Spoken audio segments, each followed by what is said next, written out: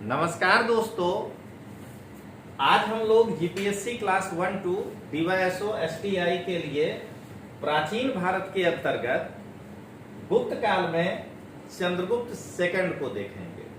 और ये आज का पहला भले ही लेक्चर है, लेकिन गुप्त काल का ये 5वां पार्ट है। और ये मुझे लगता है कि करीब 13-14 पार्ट जब मैं पढ़ाऊंगा तब जाके गुप्त काल पूरा होगा। तो चलिए सबसे पहले शुरू करते हैं हम लोग गुप्त काल के बारे में। तो यह एक चित्र आपके सामने जो है मैप में हर एक बार दिखाता हूं, और हर एक बार मैं यही कहता हूं कि ये जो है यही गुप्तों का कोर एरिया था, ये ध्यान रखना। और उसके बाद मैं बार बार ये कहता हूं कि ये जो देख रहे हैं ये समुद्रगुप्त के द्वारा स्थापित किया गया उनका राज्य। और इसी को मैं जो गुजराती में अपनी किताब लिखा हूं उसमें ये मैप के रूप में मैंने बनाया है। ये सब गुजराती में है, कहां मालवा, कहां अर्जुनायन, कहां यौधेय, कौन कहां शासन कर रहा था, नागवंश, ये पूरा का पूरा इसके अंदर है। ये हर बार मैं आपको दिखाऊंगा। अगर ये 14 पार्ट हुआ तो 14 बार देखिए। ध्यान रखना है कि मगध, लिच्छवी, प्रयाग, वाराणसी, पाटलिपुत्र, वैशाली, कानपुर, अयोध्या, ये इलाका गुप्तों का कोर रहा है हमेशा। अब आइए हम लोग यहां से आगे बढ़ते हैं। चंद्रगुप्त द्वितीय 375 ईस्वी से लेके 415 ईस्वी तक शासन किया है। इसका मतलब 40 साल तक ये जो है शासन किया। अब चंद्रगुप्त द्वितीय का इतिहास जो हम जानना चाहते हैं तो उसका स्रोत क्या क्या है। तो सबसे पहले अगर कालिदास को देखें, क्योंकि वो चंद्रगुप्त द्वितीय का दरबारी कवि था, तो कालिदास के जितने भी ग्रंथ हैं वो सभी चंद्रगुप्त द्वितीय के इतिहास के समय के इतिहास को बताता है। इसी तरह चंद्रगुप्त द्वितीय के काल में चीनी यात्री फाहियान भारत आया था। वो भारत को भ्रमण करते हुए जो कुछ भी देखा उसको लिखा है। इसलिए हम कहते हैं कि चीनी यात्री का वृतांत, उसका वृतांत देखते हैं। इसी प्रकार जब हम अभिलेख की बात करेंगे, ये यहां लिखा हुआ है मथुरा में 2 अभिलेख प्राप्त हुए हैं। ये मैं आपको सोर्स के क्लास में बता चुका हूं कि स्तंभ लेख क्या है और शिलालेख क्या है। लेकिन यहां जो आपको दिखाया जा रहा है वो है मथुरा का पिलर इंस्क्रिप्शन, यानी स्तंभ लेख बताया। देख रहे हैं कुछ पंक्तियां मिट गई हैं। 16 लाइन जो है यहाँ पे टोटल इस अभिलेख में है। इस 16 लाइन को पढ़ के देख रहे हैं, ये इवन है। एक दूसरा इसके बगल में है, मैं तो वहां जाके देखा हूं, वो ऑड है 1357। तो इस प्रकार से आप इस मथुरा अभिलेख को पढ़ के भी चंद्रगुप्त मौर्य के बारे में जान सकते हैं। लेकिन वहां से दिखाए आपको स्तंभ लेख मिला है, स्तंभ और शिलालेख दोनों। अब आइए उदयगिरी से 2 लेख मिले हैं। देखिए सबसे पहले ध्यान रखना है कि उदयगिरी से 2 लेख मिले हैं। चंद्रगुप्त का गुफा संख्या 6 में ये लिखा हुआ है, गुफा संख्या 8 में लिखा है, और गुफा संख्या 6 में लिखा हुआ है। मतलब कहने का कि ये और ये दोनों एक ही लेख हुआ, गुफा संख्या 6 में लिखा हुआ, और ये एक अलग से है, ये है गुफा संख्या 8 में। यानी 2 गुफाओं में चंद्रगुप्त द्वितीय के अभिलेख मिले हैं, जिससे हम उसके जीवन के बारे में जानते हैं। इसके बाद गढ़वा झारखंड में पड़ता है। और ये जब भी हम पढ़ाते हैं तो हम थोड़े से इमोशनल हो जाते हैं, क्योंकि मेरे जो बहनोई हैं, जीजा जी हमारे, वो कस्टम में अभी असिस्टेंट कलेक्टर हैं। उनके बड़े भाई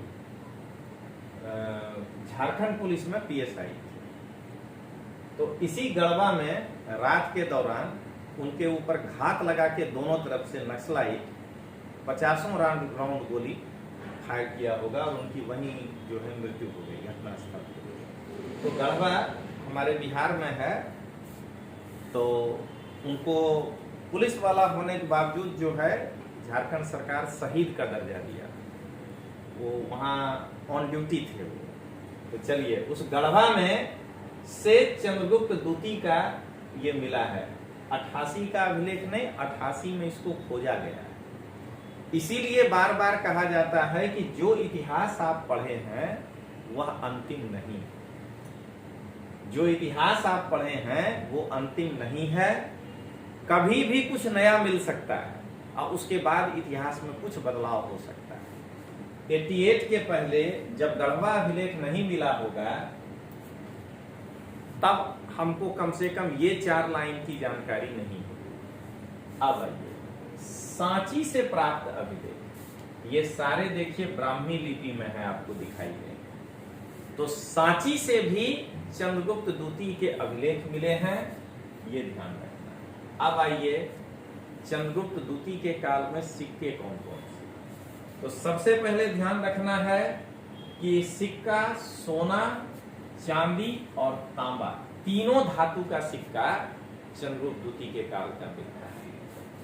अभी अगर इतिहास नहीं पढ़े होते तो हम घबरा जाते कि ये क्या हो गया, क्योंकि जो टाइप किए हैं उनको इसको अगले पीपीटी में बनाना चाहिए, लेकिन इतिहास पढ़े हैं इसलिए हमको टेंशन नहीं है। अरे पिता माता शुरू हो गया तो यानी अब उनके राजनीतिक या प्रारंभिक जीवन के बारे में पढ़ रहे हैं। तो यहां तक आते आते चंद्रगुप्त द्वितीय के बारे में जानने के लिए जो स्रोत है वो पूरा हो गया। अब समुद्रगुप्त इनके पिता का नाम, अब माता का नाम दत्त देवी। हम लोग समुद्रगुप्त वाले चैप्टर में पढ़े थे कि सिक्का दत्त देवी प्रकार के। अब आइए समुद्रगुप्त जो है वो पर क्रमांक का उपाधि धारण किया था, ये विक्रमांक का उपाधि धारण किया। उसके बाद चूंकि ये पश्चिम भारत के शकों को पराजित किए थे और मालवा में आज नहीं 57 बीसी के समय एक लोकल राजा था जो पश्चिम भारत के शकों को पराजित किया था और वो विक्रमादित्य उपाधि लिया था वो राजा, और वो एक नया संवत चलाया था एरा जिसका नाम था विक्रम संवत। तो उसी पर चंद्रगुप्त द्वितीय ने भी शकों को हराया तो दूसरा उपाधि विक्रमादित्य लिया। और 375 एडी में काम करने वाला आदमी, कंफ्यूजन नहीं रखिएगा, विक्रम संवत जब शुरू करेगा तो वो तो 57 बीसी से ही माना जाएगा। इसीलिए हम कहते हैं कि चंद्रगुप्त द्वितीय जो है वो विक्रम संवत की शुरुआत किया था। अरे हम खुद कंफ्यूज किए थे जब पढ़ाई शुरू किए थे, तो फिजिक्स पढ़ के गए थे हिस्ट्री पढ़ने, सबसे पहले हाथ में आ गया वन लाइनर गाइड जो जहर है। पहला लाइन दिया, हमारे समय में रेड्डी गाइड चलता था, हर आदमी वही खरीदता था। एगो अग्निहोत्री गाइड, अग्निहोत्री सेलेक्टेड था, वो करियर बिगाड़ा बहुत लड़का का, और रेड्डी एगो टीचर था। तो जैसे ही किताब आया पहला लाइन लिखा विक्रम संवत की शुरुआत की, उसके ऊपर उसका काल लिखा था 375 एडी, अब फिर लिखा 57 बीसी। अब मेरे दिमाग में आया कि 400 बरस से जिंदा कैसे रहा, क्योंकि अपने को तो कोई उसमें अब ये बात तो वो लिखा नहीं था कि ये कब लागू किया या ये बात पुराना है। वो तो जब नमस्कार किए ना कि अब ये सब किताब नहीं पढ़ना है, दिल्ली यूनिवर्सिटी के जब संपर्क में आए, तब जब अच्छा वाला सब किताब पढ़ने लगे तो ये कहानी पता चला कि 57 बीसी में मालवा का एक राजा शक को पराजित करके ये काम किया था। और तीसरा, ये परम भागवत की उपाधि लिए हैं, इसका मतलब ये हुआ कि ये वैष्णव धर्म के अनुयायी थे। 3 उपाधि चंद्रगुप्त द्वितीय का याद रखना। अब आइए मथुरा का स्तंभ लेख जो उसके शासन काल के 5वां वर्ष में लिखा गया, यानी 375 + 5 380, देखिए अपने लिखा है। इसमें चंद्रगुप्त प्रथम की तिथि गुप्त संवत 61 लिखा गया। देखिए कैसे मैच कर रहा है। पढ़ा चुके हैं कि गुप्त संवत 319 एडी में शुरू हुआ है, तो एक साथ जोड़ दीजिए। तो वहां पे नहीं लिखा हुआ है ये 380, वहां लिखा है कि इसके शासन काल का 5वां वर्ष का ये लेख है, जिसमें चंद्रगुप्त की प्रथम तिथि गुप्त संवत 61 लिखा हुआ है। तो गुप्त संवत 61 शब्द पकड़िएगा, चंद्रगुप्त प्रथम के द्वारा लागू किया गया गुप्त संवत के 61वें साल में इसने जो है शासन शुरू किया, जो उसके शासन का 5वां साल था। और गुप्त संवत जहां पढ़ते हैं वहां पता चलता है कि 319 में शुरू किया था, इसीलिए ये ब्रैकेट में किया गया कारस्तानी हमारा है, मैंने टीचरों का जो जोड़ के बताया 380, समझ गए। ओरिजिनल में नहीं लिखा है, कारण कोई बड़ा बात नहीं। अगर कह दे कि चंद्रगुप्त द्वितीय के मथुरा स्तंभ लेख में विक्रम संवत का उल्लेख है, जिसमें यह बताया गया है कि यह अभिलेख उसके शासन के 5वें साल में शुरू किया गया है, गलत हो जाएगा स्टेटमेंट, क्योंकि विक्रम संवत नहीं लिखा हुआ है। अब आइए आगे देखें। इसका अन्य नाम देवगुप्त, देवराज, देवश्री था। यहां जो परम भागवत का उपाधि लिया है, इसके आधार पर देख लीजिए ये वैष्णव धर्म का अनुयायी, लेकिन आगे अभी आपको दिखाएंगे कि इसका प्रधानमंत्री वीरसेन साहब शैव धर्म का अनुयायी, इसका सेनापति आम्रकुंज बौद्ध धर्म का अनुयायी था। फिर भी उसने जो है इतने ऊंचे ऊंचे पद पर उसको नियुक्त किए, इसलिए कहेंगे कि ये सभी धर्मों के प्रति सहिष्णु था।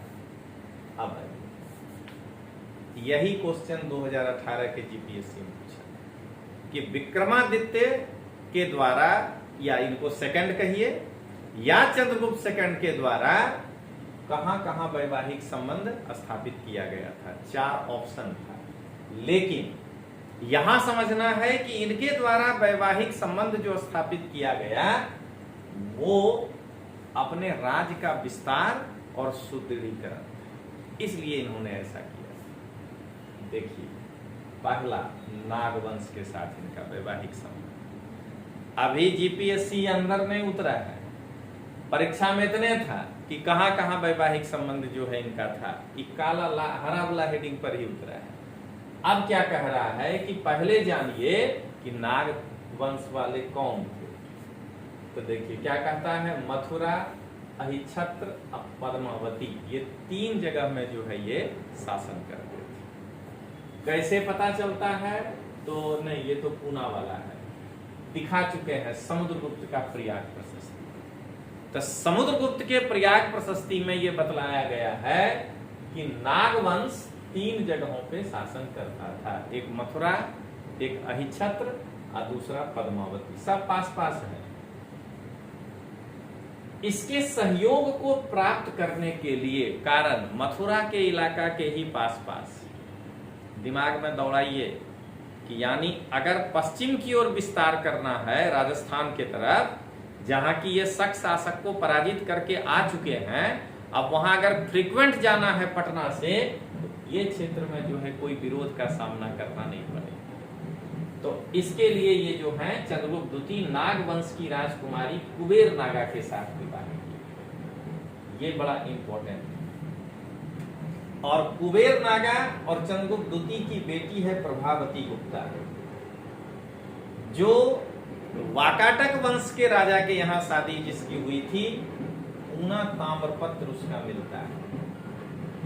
ये पूना ताम्रपत्र, और इसमें जो है ये बता रही है कि उसकी माता नागकुल से उत्पन्न हुई।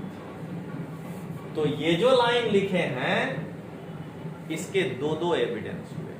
पहला एविडेंस प्रयाग प्रशस्ति, दूसरा एविडेंस प्रभावती गुप्ता का पूना ताम्रपत्र, जहां की वो बतला रही है कि मेरी माता नागपुर से उत्पन्न हुई थी।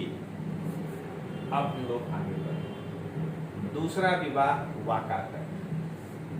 देखिए ये मैप इसीलिए यहाँ पे लाए। अब देखिए ये इनका कोर एरिया है और ये जो है ये चंद्रगुप्त द्वितीय के समय में जीता जाएगा। और ये जो आप देख रहे हैं ये मथुरा देख रहे हैं, पद्मावती, ये पूरा नागवंश का शासन। आप जरा बताइएगा कि अगर इधर आना हो तो नागवंश का सहयोग चाहिए, क्योंकि ऐसे नहीं आया जा सकता है उसमें। ये एकदम घना जंगल, बहुत चौड़ी नदी नर्मदा जिसको पार करना है। अब ये बताइए अगर यहां जाना हो चंद्रगुप्त द्वितीय को तो ये पूरा का पूरा राज्य जो है वो चंद्रगुप्त द्वितीय को घेरे हुए है। तब पश्चिम भारत की ओर जाने के लिए नागों का प्रतिरोध नहीं सामना करना पड़े, इसलिए नागवंश की राजकुमारी शादी का। अब वाकाटक देखिए तो ये है वाकाटक।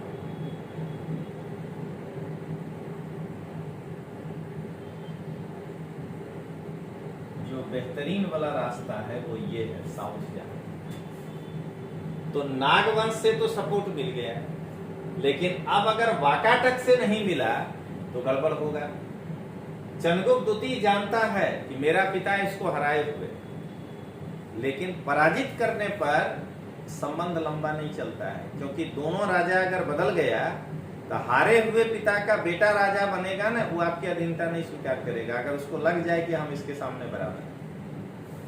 इसलिए इस संबंधों को लंबे समय तक चलाने हेतु वैवाहिक संबंध स्थापित किया।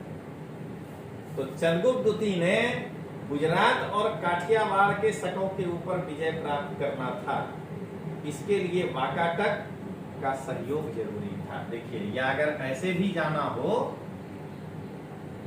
तो उनके रास्ते से, इसलिए कि कभी इधर से दिक्कत हो गया तो नीचे से निकल जाएंगे। दो दो राजवंशों के साथ हमारा वैवाहिक संबंध होगा। तो इसके लिए वाकाटक वंश के साथ, तो यहां क्या हुआ, ये अपनी बेटी प्रभावती गुप्ता का विवाह किया। यहां से राजकुमारी लेकर यहां आए, यहां से अपनी राजकुमारी का विवाह यहां किए और थोड़े ही समय बाद दुर्घटनावश प्रभावती गुप्ता के पति की मृत्यु हुई। तो अब वह राज अप्रत्यक्ष रूप से चंद्रगुप्त द्वितीय का राज हो गया, क्योंकि प्रभावती गुप्ता संरक्षिका बनी, लेकिन वो एक महिला है, पिता से ज्यादा भरोसा किसी को नहीं करेगी। तो इसलिए जो है देखिए चंद्रगुप्त द्वितीय अपनी बेटी, जो हम कहानी सुना दिए वही लिखा है, अपनी बेटी प्रभावती गुप्ता के साथ जो है का लगन वाकाटक राजा, ये याद रखना है, रुद्रसेन सेकंड के साथ। लेकिन लगन के थोड़े समय बाद ही रुद्रसेन की मृत्यु हो गई और उसके दो पुत्र छोटे छोटे होने के कारण प्रभावती गुप्ता उस राज्य की संरक्षक बनी। और इस प्रकार से अब चंद्रगुप्त को गुजरात और काठियावाड़ को जीतने में वाकाटकों का पूरा सहयोग मिलेगा, क्योंकि प्रभावती गुप्ता को वो बेटी है, एक बार चंद्रगुप्त द्वितीय कहेगा कुछ सेना का सपोर्ट करो तो भी वो कर देगी। अब आइए, इस प्रकार चंद्रगुप्त वाकाटक को भी धीरे धीरे अपने अधीन में ले लिया। तो देखिए जीपीएससी दूसरा हेडिंग ये लगाया था, 1 नागवंश 2 वाकाटक वंश, ऐसे 4 वंश दिया था और कहा था कि बताइए किसके साथ चंद्रगुप्त द्वितीय वैवाहिक संबंध के द्वारा जो है राज्य को जोड़ा था। अब आइए वाकाटक के बाद देखें कदम्ब वंश। देखिए जरा ये है कदम्ब, आप यहीं से नक्शे में देखिए। अब वाकाटक के बाद अगर और दक्षिण भारत जाना है तो कदम्ब यहां, आप उसके नीचे गंग। तो यहां पर कई छोटे छोटे राज हैं, देखिए कदम्ब, पल्लव, गंग, चोल, पांड्य। अब इतनों से अगर लड़ना है तो एक तो रिश्तेदारी चाहिए जो इनको मदद करे। तो ये कदम्ब वंश के साथ जो है वैवाहिक संबंध कैसे पता चलता है, तो तालगुंड एक अभिलेख है जहां से यह पता चलता है कि इस वंश के शासक, कौन वंश, कदम्ब वंश के शासक काकुत्स्वर्म ने अपनी एक बेटी का विवाह गुप्त राजकुमार के साथ किया था। इसका मतलब कि चंद्रगुप्त द्वितीय के बेटा के साथ किया था, नहीं तो लिखता गुप्त राजा के साथ किया था। तो क्या देख रहे हैं, एक जगह से खुद शादी करके अपने को मजबूत किया, एक जगह बेटी का विवाह करके मजबूत किया, और एक जगह से अपने बेटे का विवाह करके उसको जो है अपने इसमें किया। इतना ही नहीं है, अगर वहां रिलेशन नहीं होता तो चंद्रगुप्त कालिदास को वहां दूत बना करके भेजा था। और कालिदास कहता है कि कुंतल राजा अपना पूरा कार्यभार चंद्रगुप्त द्वितीय को सौंप करके भोग विलासी हो गया है। इसका माने इस राज्य पर भी अधिकार चंद्रगुप्त द्वितीय का ही बाद में हो गया। इसके आधार पर हम लोग ये कह सकते हैं कि चंद्रगुप्त द्वितीय का राज दक्षिण भारत तक पहुंच चुका है। यही 3 वैवाहिक संबंध है, और उसमें वो चौथा डाल दिया था गलत वाला, कहा था कि बताइए चंद्रगुप्त द्वितीय का कहां कहां वैवाहिक संबंध। अब देखें विजय, ये तो हुआ कि पहले शादी करके अपने को मजबूत किया। अब मालवा का पूर्वी भाग, ये पद्मावती से जो ये सटता है, ये भिलसा के नजदीक, यही इसी जगह पे है भिलसा। भिलसा यानी आज का विदिशा। उदयगिरी की पहाड़ी, यानी अब याद रखना है कि उदयगिरी की पहाड़ी विदिशा के पास, जिसका रचना कौन किया है, तो एक संधि विग्राहक वीरसेन। मैंने संधि विग्राहक हुआ एक ऑफिसर जो शांति और युद्ध का घोषणा करता है, उसने उदयगिरी को लिखा है। और उसमें सांची के लेख से भी हमको यह पता चलता है कि पूर्व मालवा को जीतने के लिए ये अपने सामंत और उच्च सैन्य अधिकारी के साथ गए थे। और इससे ये भी पता चलता है कि अगर ये यहां तक आ गए थे तो पक्का यहां घुस गए होंगे उसके बाद। इसीलिए हम कह रहे हैं कि पूर्व मालवा विजय के साथ साथ हमको परोक्ष रूप से शकों पर विजय की भी जानकारी चंद्रगुप्त की मिलती है। एक और इंफॉर्मेशन है जिससे अपने को पता चलता है कि पश्चिम भारत विजय किया था, वो है चांदी का सिक्का।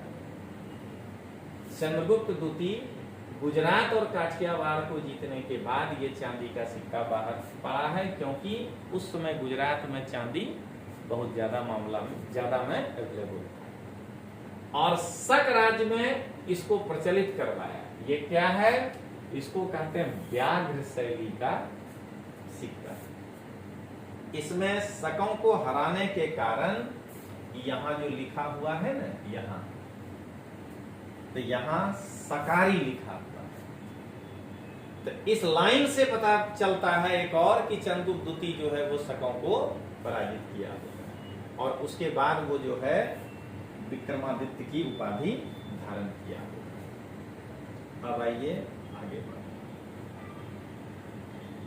शकराज जब ये जीत लिया तो अब जरा स्थिति देखिए, अरब सागर तक ये पहुंच गया। अब ऐसे फिर से कंक्लूड करते हैं।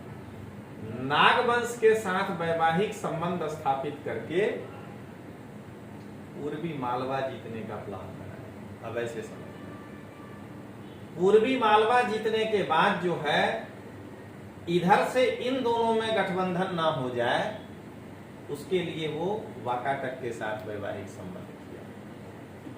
उसके बाद जो है क्या देख रहे हैं, सीक्वेंस में समझा रहे हैं कैसे राज बढ़ा। इन दोनों को अपने नियंत्रण में लेने के बाद शकों को पराजित किया, और दक्षिण भारत में पल्लव, चोल, गंग और पांड्य के ऊपर अपना जो है नियंत्रण स्थापित करने के लिए कदम्ब के साथ जो है वैवाहिक संबंध स्थापित किया। चंद्रगुप्त द्वितीय का राज ऐसे समझ। अब ये तो इस बार जो हम गए थे और कुतुब मीनार देखे तो इसको एकदम करीब से देख के आए हैं। यहाँ अंदर अब किसी को नहीं जाने देता है, यहाँ मैंने इतना दूर से वीडियो बना सकते हैं। दिल्ली में ये मेहरौली इलाका है जहां ये लौह स्तंभ है, इसीलिए इसको कहते हैं मेहरौली का लौह स्तंभ। ये कुतुब मीनार के नजीक नहीं है, आज के ये उसी परिसर में है, ठीक है ना। एक के टिकट पे दोनों देखना है। तो इसमें वहां गए तब इंडिकेट करके बताया लोग कि ठीक इसी जगह पर इधर कुछ लिखा हुआ है, वो मतलब ब्राह्मी लिपि में वो चंद्र पढ़ा जा रहा है। तो चंद्र का मतलब ऐसे लग रहा है कि चंद्रगुप्त ही होगा। सेकंड, अब उसके अलावा क्या लिखा है? बंगाल के युद्ध में इसमें लिखा है, बंगाल के युद्ध में इसने शत्रु के एक संघ को हराया। अब विष्णु का परम भक्त, दक्षिण भारत तक इसकी ख्याति फैली थी। कहा जाता है कि सिंधु के 7 मुखों को पार करके ये ब्राह्मणिकों को जीता था। 7 मुख का मतलब हमको ऐसा लग रहा है कि सिंधु की सहायक नदियां जो 5 है, सिंधु खुद 6ठा, और शायद घाघरा को पार किया, घग्घर को पार किया होगा, इसलिए 7 नदी। विष्णुपद नामक पर्वत पर विष्णु ध्वज की स्थापना भी इसने किया। अब आइए जरा देखें शासन कैसा। तो चंद्रगुप्त द्वितीय का शासन कैसा था, इसकी जानकारी हमको पाहियान भी देता है। ये एक टेबल है, इस नाम के अधिकारी थे ऊपरी, जो प्रांत के राज्यपाल को कहते थे। कुमारामात्य ये वहीवटी अधिकारी थे। बलाधिकृत ये सेना का सर्वोच्च अधिकारी था। रण भंडागारिक सैनिकों का माल सामान सुरक्षित रखने वाला अधिकारी। दंडपाशिक पुलिस विभाग का प्रधान अधिकारी। महादंड नायक ये यहाँ आएगा, देखिए इतिहास नहीं पढ़े होते गड़बड़ हो जाता। महादंड नायक ये सब कंप्यूटर का खेला है, फेंका जाता है उधर कई बार। मुख्य न्यायाधीश, विनय स्थिति स्थापक, कायदा और व्यवस्था को बनाने वाला अधिकारी। भटाश्वपति, अश्वपति अश्व सेना का भट्ट नायक। और महाप्रतिहार, देखिए यहीं से पता चलता है प्रतिहार वंश का उदय। ये पद हुआ करता था राजमहल के रक्षक का मुख्य अधिकारी। तो ये गुप्त वंश में प्रतिहार लोग राजमहल का संरक्षक हुआ करता था, वहीं से दांव पे सीखा प्रशासन का। और उसके बाद जब केंद्रीय शक्ति कमजोर हुआ तो गुजरात में स्वतंत्र शासन। यहीं से जोड़िए, आज तक नहीं आपको पता चला होगा। इसीलिए प्रतिहार का चेहरा कन्नौज की तरफ। अरे ज्यादा काम वही किया है, देख रहे हैं, राजमहल का रक्षक का मुख्य अधिकारी। इसको उत्तर भारत की जानकारी पहले से है, गुप्त काल में उधर रहा, हर्षवर्धन के काल में वहीं रहा, तब न फिर ये जो है सोचता है कि उसको वहां जीत ले, वहां का मजा कुछ और है। अरे दिल्ली में जो पढ़ा लिया वो हर जगह पढ़ा लिया, ये वाला गप है यहाँ। अब आइए दक्षिण भारत तक, ये जो है दोबारा आ गया यहाँ तक। अब आइए विद्या का प्रेम कैसे है, ये चंद्रगुप्त के बारे में। तो पाटलिपुत्र और उज्जैन ये 2 उस समय विद्या का प्रमुख केंद्र था, यानी वो चंद्रगुप्त द्वितीय के संरक्षण पे चल रहा है। चंद्रगुप्त के दरबार में नवरत्न होता था, उनका नाम याद रखना है। इनमें कालिदास, अमर सिंह, बेताल भट्ट, वाराहमिहिर, धन्वंतरी, शपणक, शंकु, खटकरपन और वररुचि। कई जगह वारुचि भी मिलेगा और कई जगह यही भारुचि भी। तो इतने लोग जो हैं वो चंद्रगुप्त द्वितीय के दरबार में नवरत्न होते थे। अब जरा एकदम अटेंशन के साथ देखिए चंद्रगुप्त द्वितीय का सिक्का। चंद्रगुप्त का सिक्का किस किस भाषा में है? सोना, चांदी और तांबा, सॉरी 3 धातु का सिक्का जो है वो चंद्रगुप्त द्वितीय का है। अब जरा हम लोग आगे की ओर देखें। सिक्कों का प्रकार कहता है धनुर्धारी प्रकार का सिक्का। आप यहां पर देखिएगा, आपको दिखेगा, ये देखिए, ये चंद्रगुप्त द्वितीय के हाथ में ये रहा धनुष।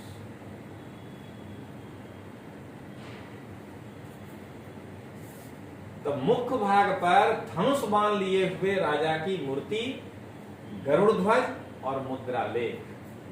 देखिए ये लगेगा एक गरुड़ पक्षी बैठा हुआ और कुछ न कुछ यहाँ पे लिखा हुआ है, यहाँ भी लिखा हुआ है। वो क्या लिखा है? देव श्री महाराजाधिराज श्री चंद्रगुप्त। सिक्का के दूसरे भाग में क्या है?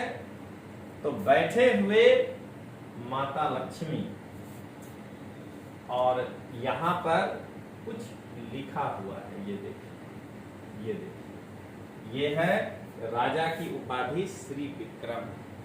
तो धनुर्धारी प्रकार के सिक्के में देवश्री महाराजाधिराज श्री चंद्रगुप्त पृष्ठभाग में, मुखभाग में और पृष्ठभाग में श्री विक्रम के नाम से लिखा गया है। अब आइए दूसरा है छत्रधारी प्रकार के सिक्के। इसमें भी 2 प्रकार है, इसीलिए देखिए 2 दिखाए, इतना खोजे। मुख्य भाग पर आहुति देते हुए राजा की खड़ी तस्वीर, ये देखिए, राजा खड़ा है और राजा ऐसे आहुति दे रहा है यज्ञ। और बाएं हाथ में राजा तलवार रखा है, ये देखिए, ये तलवार। यहां भी देखिए, यहां आहुति दे रहा है। यानी मुख भाग में दोनों सिक्का एक ही जैसा है, पृष्ठ भाग में चेंज। मुख भाग में दोनों जगह राजा यज्ञ में आहुति दे रहा है और ये बायां हाथ में देखिए तलवार है। उसके बाद राजा के पीछे छत्रपाल, उसके ऊपर छत्र रख करके खड़ा है। ये देखिए, दिखाने प्रयास किया है छत्रपाल, जो कि छत्र रख करके खड़ा है। और नीचे और बे प्रकार ना लेख लिखा हुआ है, महाराजाधिराज श्री चंद्रगुप्त और महाराजाधिराज श्री चंद्रगुप्त विक्रमादित्य, जिसने पृथ्वी को जीत करके, ये जो है ये इधर लिखा है और देखिए ये थोड़ा थोड़ा इधर लिखा है। अब जरा हम लोग आगे बढ़े, इसके पृष्ठ भाग में क्या है? पृष्ठ भाग में कमल के ऊपर मां लक्ष्मी है, ये देखिए, और मुद्रा लेख में श्री विक्रमादित्य जो है यहाँ पे लिखा है। ये आपका दूसरा सिक्का। अब पर्यंक प्रकार के सिक्के देखिए, अब ये सिक्का बदल गया।